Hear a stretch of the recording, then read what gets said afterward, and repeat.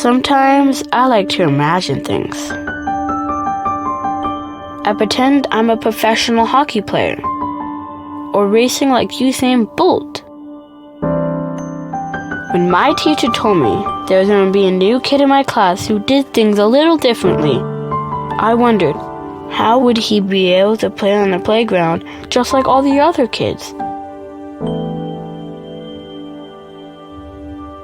Then I had a really cool idea.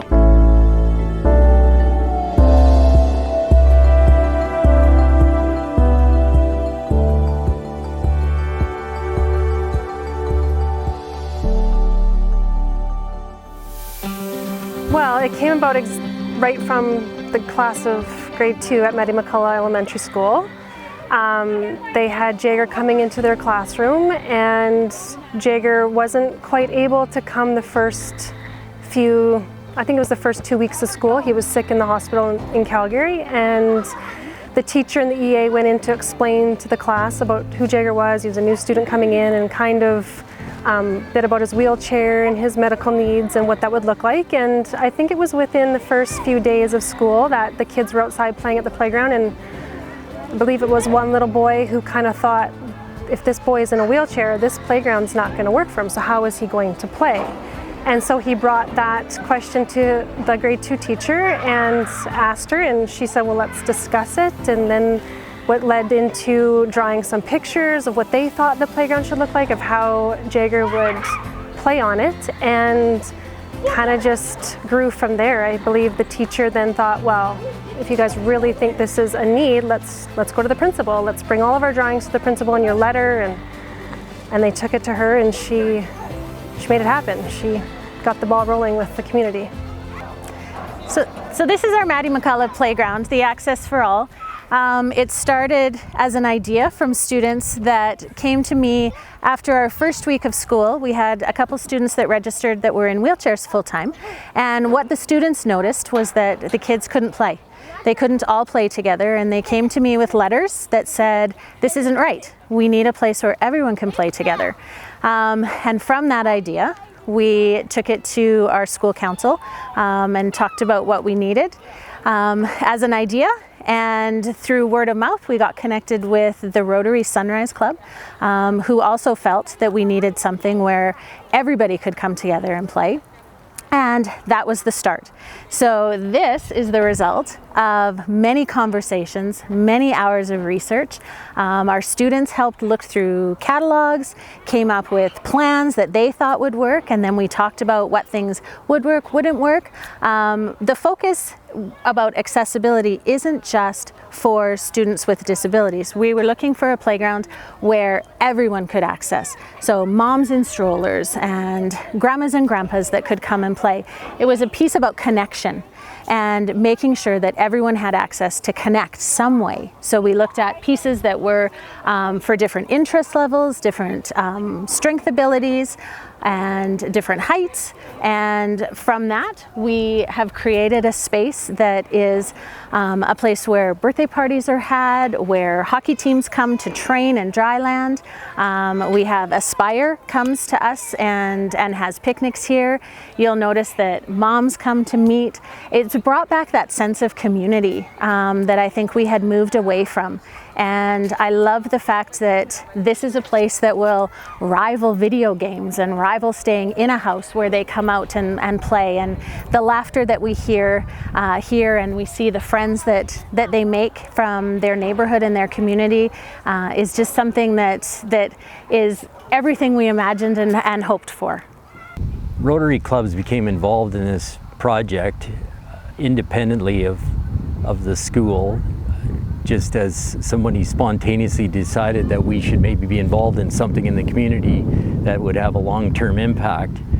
And we later found and connected with Mattie McCullough Group, which was just a real bonus for us and allowed us to come together on a project we mutually cared about and felt would be valued by the community.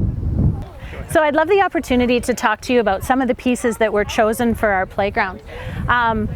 So you'll notice here we have this bridge, which doesn't seem like a lot. However, it allows a student that's in a wheelchair or an adult that's in a wheelchair the ability to go up and down and receive that same feeling as they would if they were on a slide. And so that was a really important piece that we wanted to have.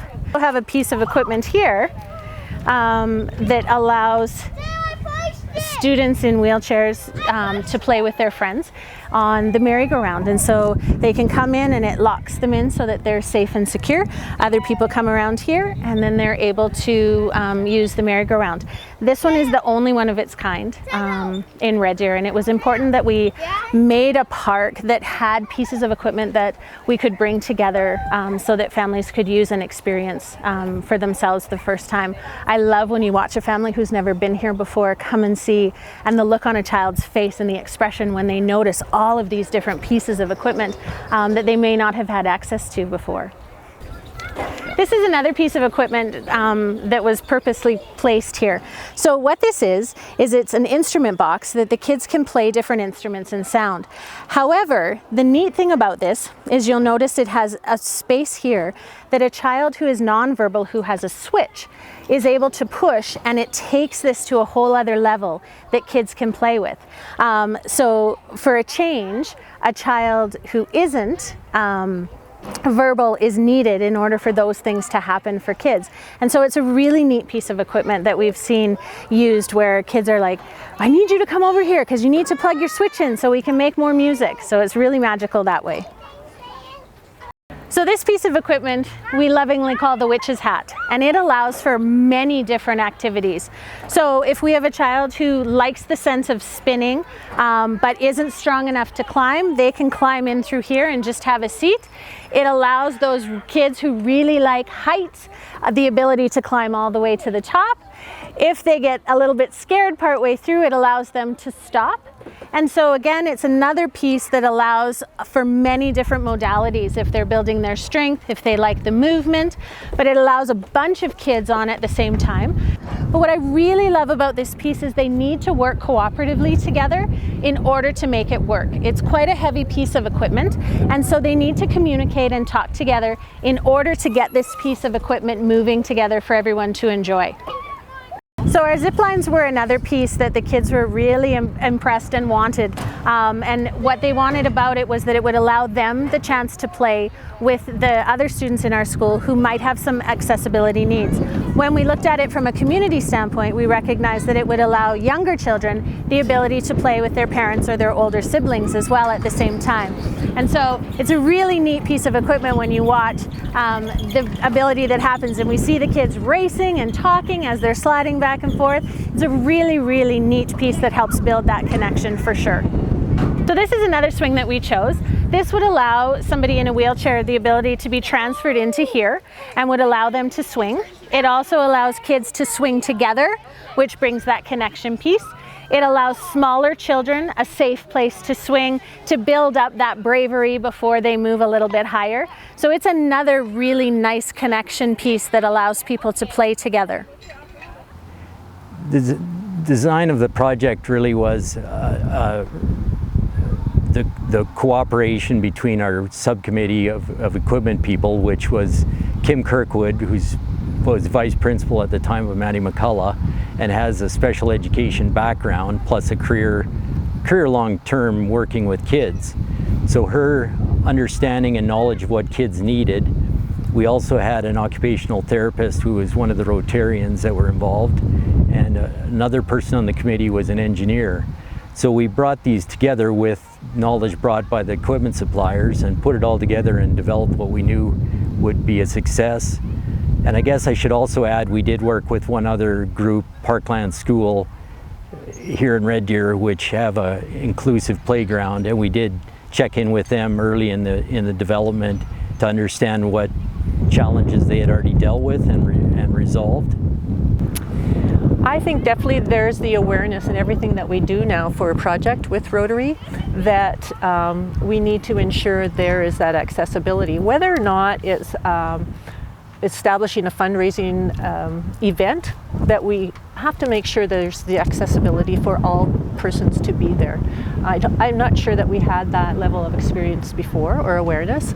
Also, when we're looking at any outdoors venues or projects, there are so many little details that we didn't know before, and because we had the partnerships with the school and those educators there, with the moms that had people or their children were challenged with their mobility, it brought to light a whole different spectrum for myself, and I believe for the rest of the committee members, and definitely for the rest of the Rotarians in our club. It was like, wow, who knew that that would have been something that we had to look at, that an ability world, that you had to make sure it was level so that everybody could get onto that, including the kids with the wheelchairs, or that the ramp had to be a certain elevation over a length of whatever, so that not only the kids could get up there, there's toddlers, there are grandparents that want to spend the time up there in the playground,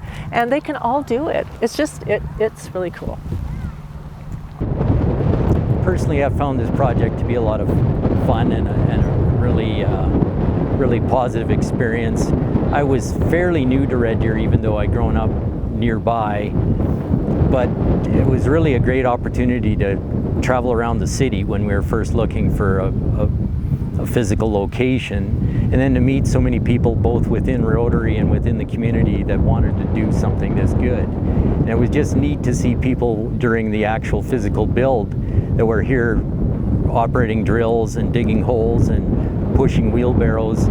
We had people that were finance people that were laying in the dirt with their face pushed into the gravel, holding up ramp and bolting things together. And it was just really neat to see people roll up their sleeves and get the project done. And so it wasn't only just from a fundraising standpoint, which was a lot of work, but it was just that coming together to get something done that was worthwhile doing. And I just found that really a positive experience, and probably the best way to get to know people. And we also brought in funding from our other partner, which was the Maddie McCullough group. So that money came from the parents and teachers of that group. So that was our greatest challenge, but also maybe one of the greatest things that was impressive about the group is the funds really did come from regular people reaching in their pockets or getting their neighbor to reach in their pockets to the benefit of the community. Our 30 group of Rotarians. Other partners were the parents and teachers of the Maddie McCullough Elementary School, and of course the City of Red Deer, who supplied the property and will continue to maintain the equipment as time marches forward.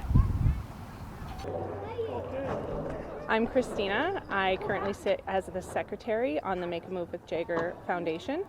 I met Charlie as another parent at the Maddie McCullough School. Became following as our kids were the same age, so took part of the fundraisers to help with the playground, and of course following it on social media. My husband and I would come and help dig the shale up and help prepare and plan and build the playground. As another parent of the school, I noticed the struggles as watching Charlie as a mother of a child with disabilities. I'd pull up to the school and help my children out of the car and to their doors just like a normal parent, and then I would see how much of a struggle it was for Charlie to get into the school, and it really impacted me as a parent and as a community member here. So I became a member about 3-4 years ago and helped with the carnivals and donated plenty of time and hours to the masquerades and to the meetings, and I'm proud to support. We have so many ideas. We have so many plans, so many ideas that we want to continue on with the future on supporting other families with disabilities, the city, the town. I have a girlfriend who works at a local barber shop downtown.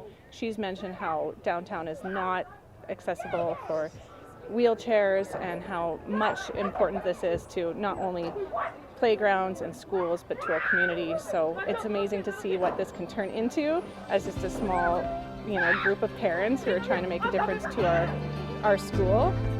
So we're very excited to see where this is going to lead in the future.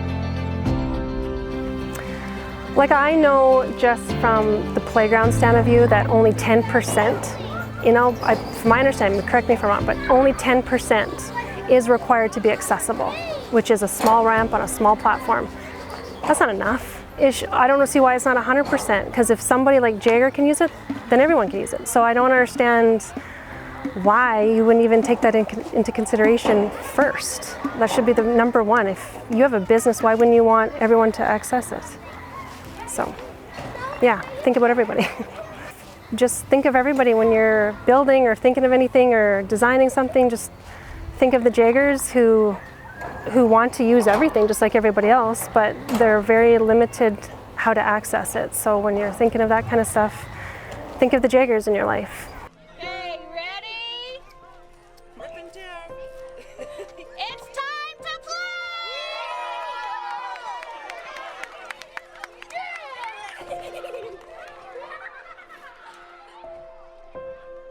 I thought it wouldn't be this awesome.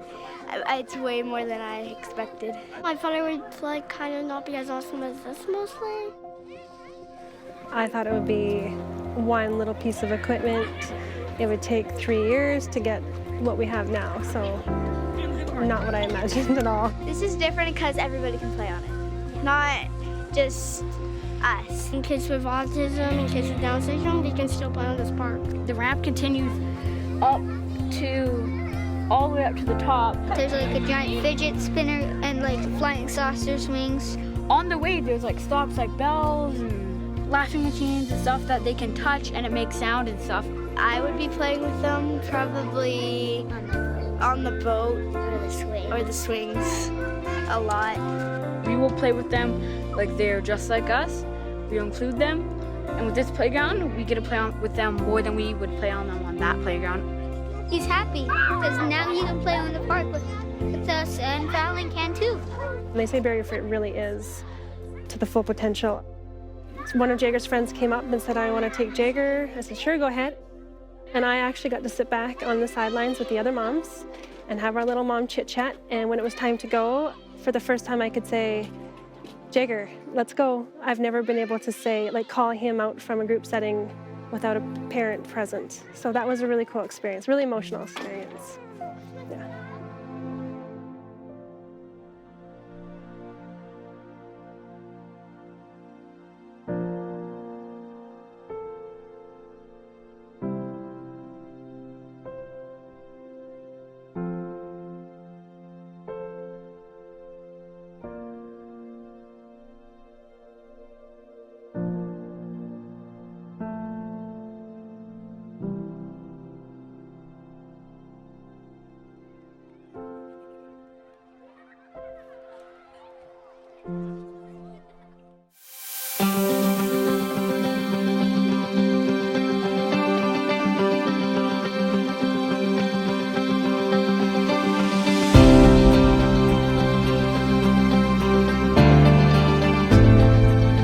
When I came into the project, the initial project was for a renovation of our school.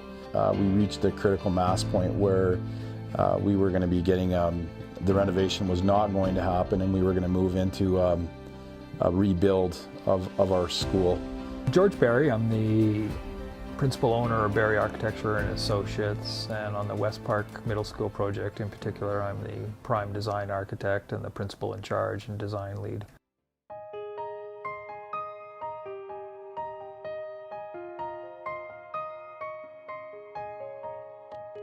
We started to ask the staff to dream, and no limits. What do you think a really interesting teaching and learning environment would look like that wasn't just a classroom? And from there, George at Barry Architecture was fantastic with dreaming with us, and there were no limits, you know, that we talked about at all. We just got to dream. Every idea that a student gave to us was researched, right down to the zero gravity room.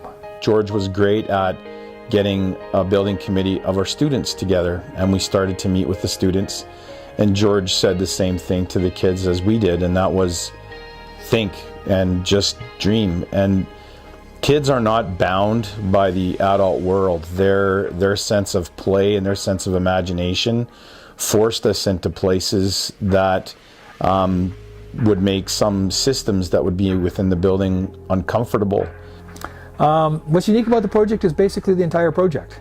The way that we approached it right from the very start, to the way that it is will be constructed, to the way that it's going to be used at the end. One of the most unique things that we did, and I know was a large item in us being successful in getting the project, was introducing a brand new program to have the students involved.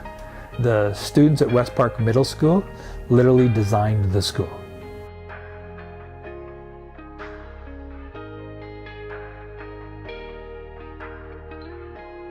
So many of their boundless ideas are integrated into that building. The world is your canvas right now. So what do you want? We want a running track on the roof because we have a lot of kids that are into track.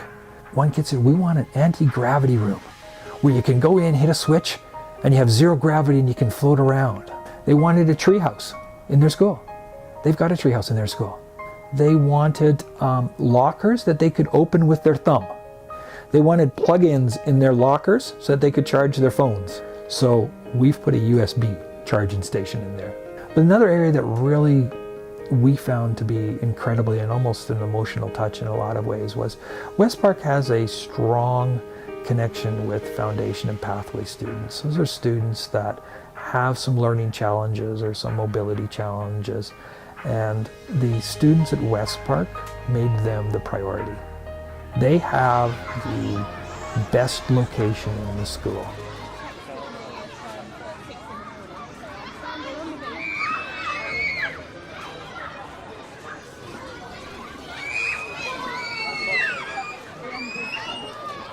One of the important things about this area here is that it's the main entrance coming into the building. It's what first greets everybody. So we wanted to make sure that it was fully inclusive in here. And so we spent a great deal of time focusing on our floor finishes, focusing on our lighting, focusing on our acoustics in here. Working with our acoustics designer, we did quite a bit of modeling of this space actually three-dimensionally, because we build the school as a three-dimensional model in our computer. So we were able to come in to check reverberations and to check echoes to make sure that we were able to control those. So a teacher, an instructor, a public gathering happening right here in this main space could fill this entire space with their voice without going deaf from hollering at anybody. And so the students didn't want it. They don't want a teacher standing here hollering at them when we're not. We're just speaking at them or speaking with them. So we spent a great deal of time on the acoustics. We have acoustic panels happening around both the walls. Our ceiling were designed with acoustic panels in there so that we can grab some of the sound and get the correct reverberation that we want, because we need to hear ourselves when we're speaking to optimize our volume and our tone. And so we wanted to make sure that we had all of that. And we considered it with the stairs, with the carpeting that we put on the stairs, the furniture that was in here, and it's designed that the same volume that I'm speaking at right now, we could have 400 students in here and they would hear us. They would hear us all speak into that aspect. The same thing with the lighting. We wanted to make sure that the lighting was very comfortable.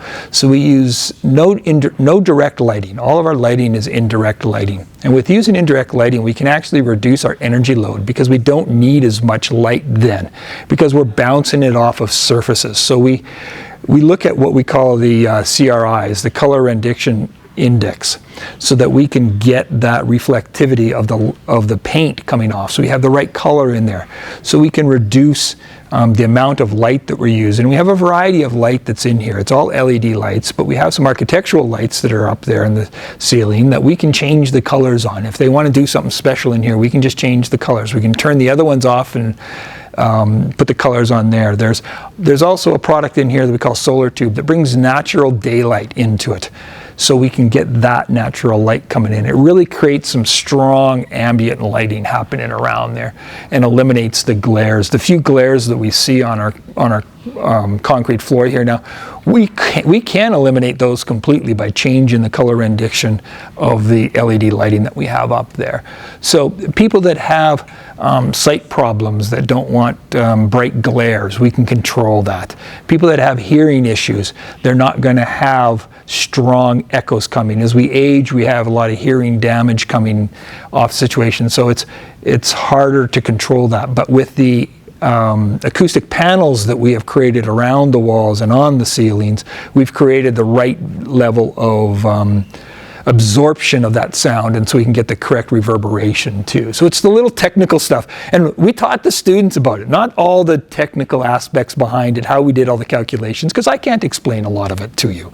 That's why we hire consultants coming in here. One of the things that we do with all of our projects like this is we understand that a building is growing, and a building will move and will change as it ages. And so we designed this building to have that same life, that there's classrooms that are added on to it. Classrooms can be taken away from it.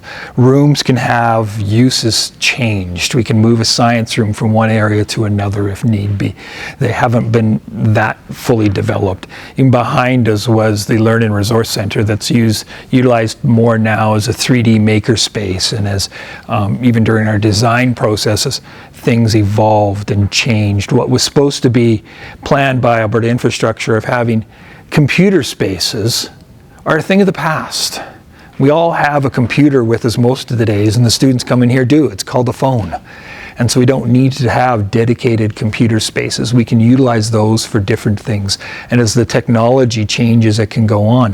One of the other unique features that the kids wanted was they wanted to have a no Wi-Fi zone. One little girl said, I got tired of having lunch with my friend and looking at the top of her head because she was always on her phone. So can we get people away from this to like this, where we're looking up and seeing people?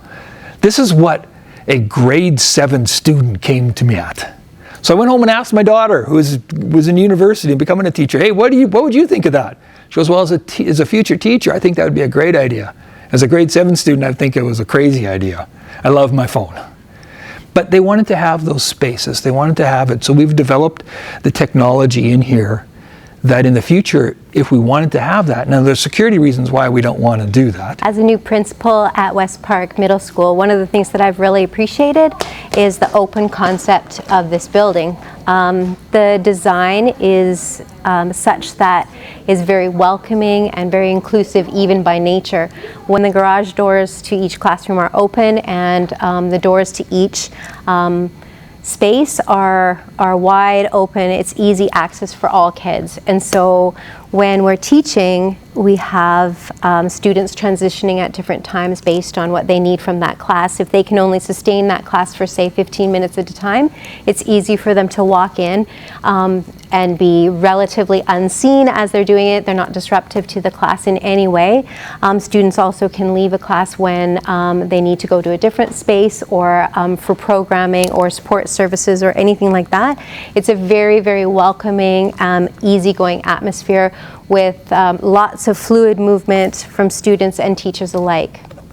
Okay, so one of the features about this room, this is something we're really proud about, is a full adult size change facility in here and accessible washroom for students. And so what we've done is we've got a wide door, as you notice on here. It's clearly marked on here.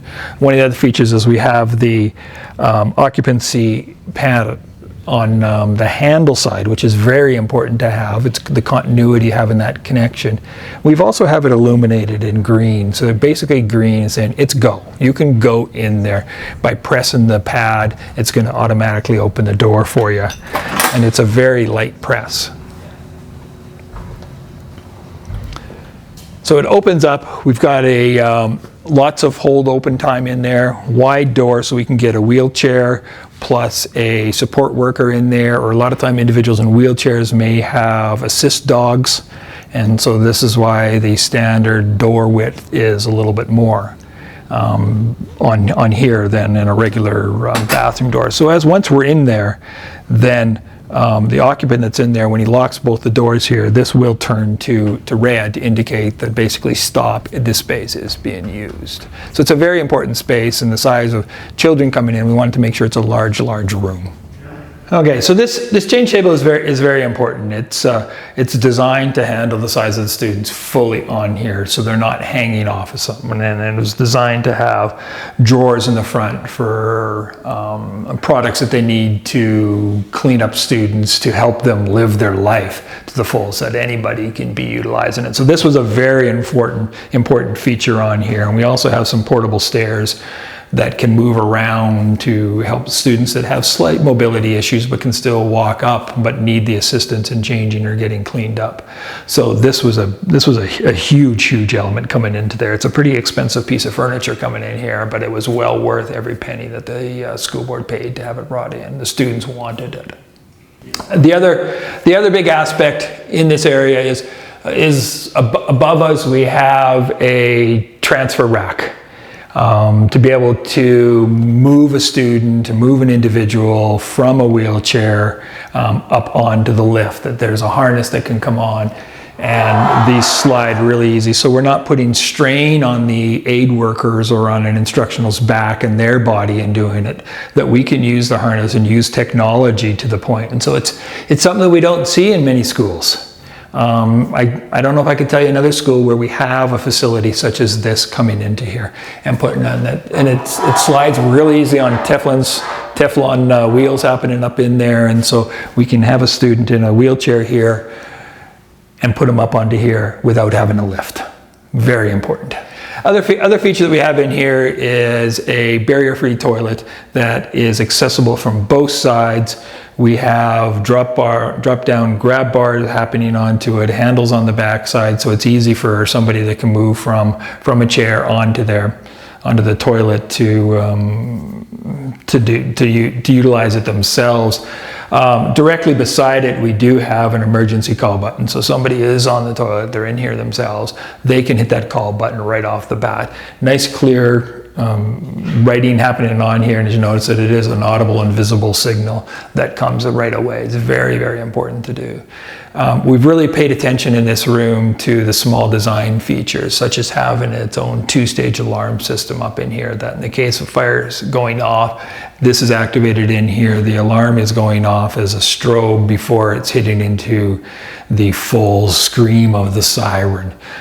Some people that have mobility issues can also have other issues, health issues, auditable issues, that this can cause epileptic seizures and various other medical conditions, and so we've really paid attention to that, as well as putting in universal exiting signs that are, when I say universal, they're actually global now in the standard. You could be in Italy and you'll see the same signage happening, and so we paid close attention to them right above the door. Got contrasting colors happening around the door. Main exit door out of here as well, so that the frame and the door are different colors, so we can clearly see that's where we want to exit in a case of an emergency. So it's clearly identified in there, and so we paid some really close attention to some of the details to make it completely accessible for an individual as well as for the aid work. So yeah, one of the big aspects about this room here is it's intended to teach the students some living skills, and connected to a couple of the classrooms that are designed for students with higher needs in there, that we want them to learn how to function, how to wash dishes, how they can cook, how they can do. They prepare meals out of here that they serve. They have hot dog lunches and things like this that are prepared here by the students that are in this area. And so it's something that's designed to mimic a more traditional kitchen that you'd have in your home, to give the students something to do and to understand how the learning skills come about. So this room's designed all about flexibility. We've got a couple of rooms on the main floor here that are planned for various students with learning disabilities, with physical disabilities, with any kind of real disability, that this would be one of the classrooms that they would come into. That it's designed that it can change. It can change throughout the day. That we've got the indirect lighting, so we've got diffused lighting happening in here. We have acoustic panels on the wall that we can adjust those acoustics panels based on the activity, based on the students that are in this room. The student coming in the morning, maybe in a real happy, cheery mood, but as the day goes on, they can get tired, their moods can change, their attitudes can change, and so this space can be changed throughout the day, not even from month to month, but it can be changed from hour to hour, minute to minute, to accommodate the learning accommodations of the students. And it's fully handicap accessible, so that a student can come in, whether they're in a walker, whether they're in a wheelchair, whether they're walking with canes. This space will be designed for it. That's why we don't see traditional desks ever in this classroom. We'll see lounge chairs and foams and things like this that student can sit on the floor. They can sit on the ground, so that they've got that full accessibility. And then we've got outdoor space for them as well to learn, that has a zero threshold door happening on there, so that we can get them in and out of this room very easily. It's a great room, and it's one that the students wanted to ensure was very prominent, was easy to get into, that if a student in here does have any kind of issue where ambulance is coming or things like this, it's right off the front door, so it's got nice access with the wide doors and openers and things like this. It's purely designed for students to have, and us to set it up for their use.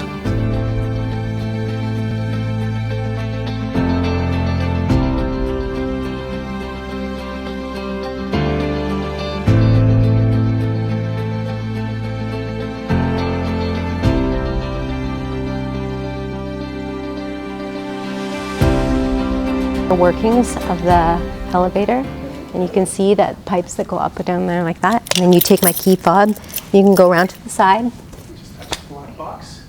Yeah, you go right through there. There you go. Perfect. And now you guys can watch, and you can see, just stay here, and then you can see as it goes up. Good job. We'll just give it a shot here. Maybe it's not going to do it because we don't have. Right, so you can see how it all works and how all the mechanics go. It's really cool. Yeah. All the inner workings. Upstairs in the mechanical room, you can see all through it too.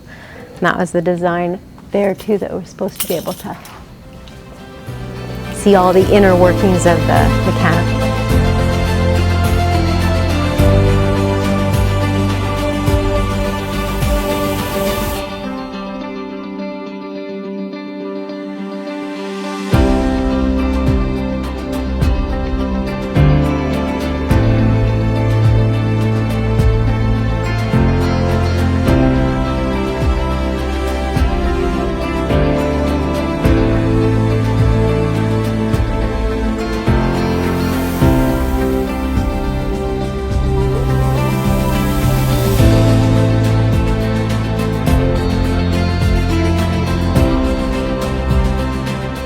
Okay, what's kind of unique about this space is this was done as a collaboration with Red Deer College, that's now Red Deer Polytechnic, to work with the education students that are over there. And so to ensure that this space is usable for several different items of coming with the students from the college down the road there, is we have an observation tower up in the 3rd floor that stretches in from this classroom as well as the adjacent classroom happening in there. And so we're staying with our accessibility guidelines and our accessibility controls. The windows up there are sized that they're at a height that somebody in a chair can comfortably see out and see into the classroom and see down into the majority portion of the classroom. The college and the students that are doing practicum experiences there partner with us for several weeks during their practicums. They do observations as well as full teaching experiences here.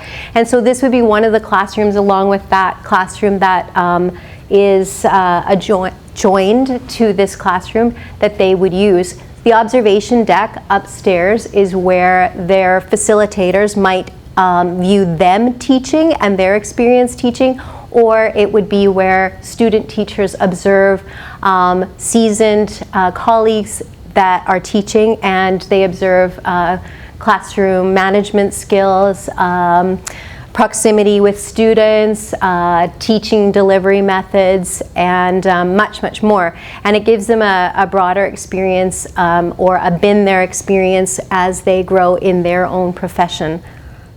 And the second thing we also did here was, because this is a teaching pod somewhat as itself, is we've got a a lift that's happening in here. A little bit different than the elevator that we were in, but it is a meets barrier free standards, lift coming in here. It's not ideal, 100% coverage, but it does provide accessibility direction to the third floor, so that somebody can get in there, can get up to the third floor so that they can see down into these spaces. They also have 2 large doors connecting, so that if they're working with a student that needs a little bit extra attention, a little bit extra care in here, that we can open up those doors and effectively make one large classroom that flows between the 2 spaces, so that the 2 teachers that are in each of these classrooms, they can team teach, and so that they can work with the students in more of a collaborative setting.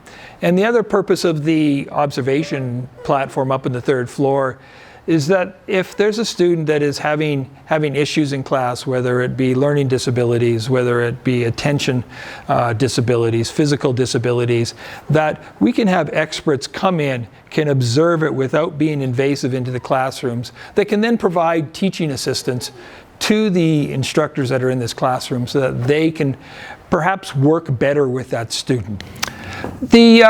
This classroom can double as a math room. So we have some mathematical features that are happening in there, some portions. The ceilings are in proportion to other spaces. The windows, you see we have panels over here that are happening. They are all perfect squares coming in that form 2 squares and then form a larger rectangle, so you can actually do some geometric studies on that. They're also based on a concept that we call the golden section. And so we wanted to bring some of the teaching into the building overall.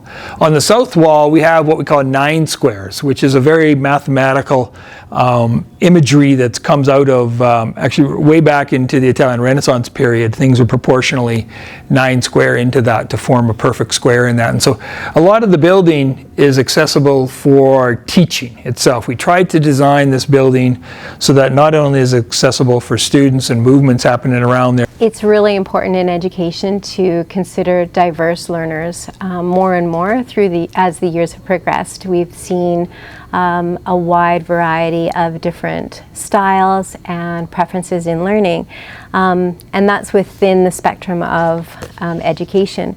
One of the things that we do here at West Park is ensure that there is a flexible plan in each classroom. So wherever you are in the school and whichever classroom you're in, you'll see different seating arrangements, some smaller tables with small chairs if students feel more comfortable there. We have some high seating that looks more like a cafe style of learning with chairs that wiggle or wobble for students to gain core strength, muscle strength, or for students who struggle to stay seated for the length of time.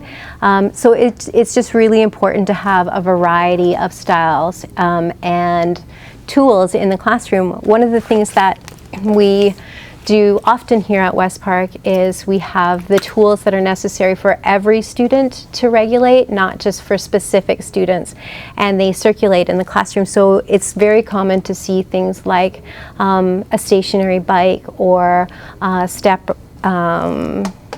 steppers in a classroom, or various tools, fidget tools for students to use. We call them tools because originally kids would call them toys, but we want to make it clear to everybody in the classroom as we use those devices that these are tools that every human needs for success in the building or in the surroundings that they're in. We've met a lot and had numerous conversations about what makes a student successful and what makes an environment something that is inclusive and has access for everybody in this school. And we believe that all kids and all students here can succeed. So we started having conversations around the table regarding our Foundations and Pathways programming. Originally that program was designed by the district in order to meet needs of students who were struggling in the regular programmed settings. Red Deer Public really strongly believes in inclusion and in meaningful inclusion, but there are situations that are such that students are struggling in that environment. And having a congregated program, we have very few of those in Red Deer Public, but they are needed in some situations. When we were planning and looking at how our program was working, we realized that a few things could be changed to make things more inclusive for students and more celebrated for the children that are in that program that have so much to give and gift back to the rest of the community. So we tried to find ways that there could be more fluid movement between that classroom and the rest of the students. One way that we talked about doing this is removing the stigma and the label of pathways and foundations terms. So next year, as we move into programming, our program will just be Mrs. Linsky's classroom. And that program has students that have individualized learning programs, and that's how they function. In those programs, however, they'll be very, very closely partnered with classrooms in the rest of the school. So it will not be uncommon to see students going to option classes from that classroom or a social studies class based on the strength that they have in that program. Conversely, we're trying to make the program more well-rounded and have students from the regular program, if whatever skill that they might be lagging, go into Mrs. Linsky's classroom, and so that it is a reciprocal relationship. We already do much to have that happen. Students from the regular program are integrated very seamlessly using the sensory room for regulating social emotional learning, and we have students from Mrs. Linsky's classroom coming in and supporting and working together with leadership students. We have a buddy program at recess time where students are integrated throughout the recess and playground, and more as we learn, we grow. As we understand, we do better, and that's what we're doing year after year in changing and regrouping and revisiting the plan to see how we can be more and more inclusive and how we can provide more of a meaningful partnership and relationship with all of the students, creating a successful environment for every student that comes into this building. One about the strong features about the overall handicap accessibility of the school is that our washrooms are open and free for anybody to use. We don't have any doors on them. They don't restrict our movement, but in the same time we're restricting visibility coming. But without the doors, it's a lot easier for somebody in a wheelchair to get in and out of the washrooms. And in each washroom there is a barrier-free stall that's large in the back, lots of turning room, and the whole direction in that capacity.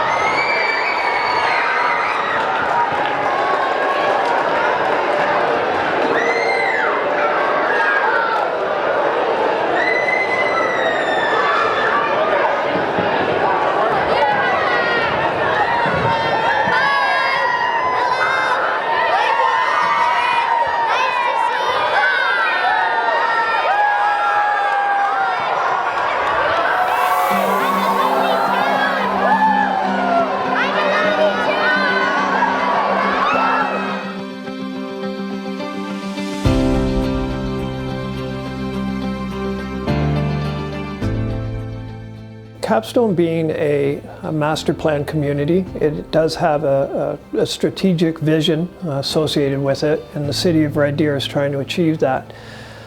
What that means is that Capstone wants to be a pedestrian-friendly, non-automobile-oriented, higher density community.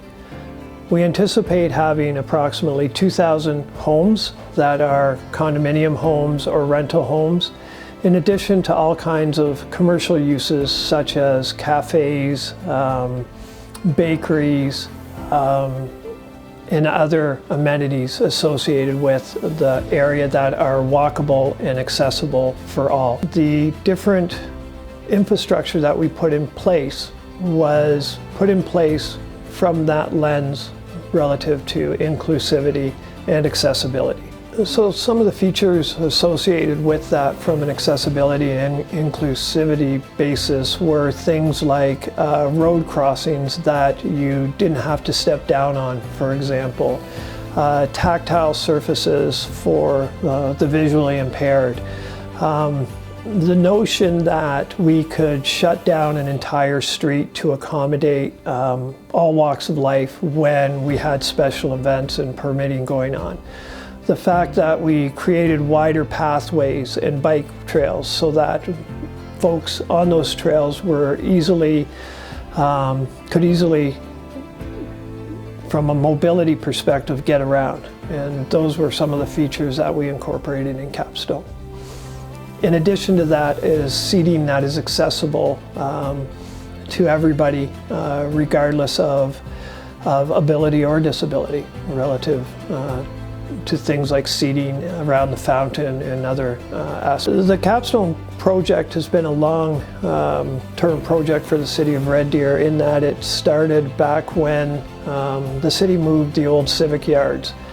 To that end, we had an additional 24 acres of vacant land that we could go forward with and develop. As a land bank, we have the ability and the opportunity to be able to develop residential, commercial, and industrial lands. This was a master plan community that came from a vision from Gell Architects back probably 5 to 6 years ago. I've been personally working on this project for the last 10 years. Initially it was done off the corner of people's desks, but it has since evolved into the master planned, higher density, pedestrian-friendly, accessible community that it is growing into. Yes, so currently Capstone has got all its horizontal infrastructure done, and that means, you know, the sidewalks, the roads, the pipes under the ground have all been completed now. And presently we are now trying to get residential developers down and commercial developers down into Capstone so that they can further develop the area now that all the infrastructure has been put in place. We have a number of different amenities that we've placed in Capstone, including river trail lighting, including fountains and other amenities that go along with it in the Canada 150 Square. We will certainly consult with Access for Disabilities to determine what we can do better going forward. Hi everyone, my name is Corey and I'm the Capstone Project Manager with the City of Red Deer. I'm here today with a team of individuals from Access for Disabilities, and in a moment they'll tell you a little bit more about who they are and what National Accessibility Week is all about. So one of the key aspirations of Capstone is that it become a community for everyone. And we designed and built several features into the community which make it more accessible and easier to navigate for those who have physical challenges through reduced mobility, visual or hearing impairments. So I'd like to go through a few of the features with you today. The first one being raised roadway crossings, which provides an easy transition for those who travel with the assistance of wheelchairs or walking aids. Second is tactile walking surface indicators, which provides high contrast and material texture change built right into the sidewalk and indicates to those who have visual impairments that they're entering the roadway. The third is wider sidewalks and separate bike paths, which are designed throughout the community to improve safety and ease of movement. So now I'd like to introduce you to Murray, who's going to tell you more about the Access for Disabilities Group and National Accessibility Week. Hi everyone, my name is Murray Rodis and I am the Executive Director and RHFAC Professional for Access for Disabilities. Access for Disabilities is a Christian not-for-profit Canadian corporation. Our vision is to create a new environment where all people will have unassisted access to everything, where accessibility is no longer an issue, and to remove the barriers that impede persons with disabilities. As part of our work, we conduct certified accessibility ratings and assessments of buildings and communities to gauge how accessible they are for persons with disabilities. The program we offer is called the Rick Hansen Foundation Accessibility Certification RHFAC program, hosted by the CSA Group. We've completed our assessment of Capstone, and it's a RHFAC gold level development with design features that have been thoughtfully delivered to allow easy and safe access for persons with visible and invisible disabilities. May 30th to June 6th in Red Deer is National Accessibility Week, NAAW. National Accessibility Week is an opportunity to celebrate the valuable contributions of Canadians with disabilities. a chance to recognize the efforts of individuals, communities, and workplaces that are actively working to remove barriers to accessibility and inclusion. We want to thank the City of Red Deer and Her Worship Mayor Tara Beard for officially proclaiming this week and drawing attention to those in our communities with disabilities. Visit us at accessfordisabilities.org for more information.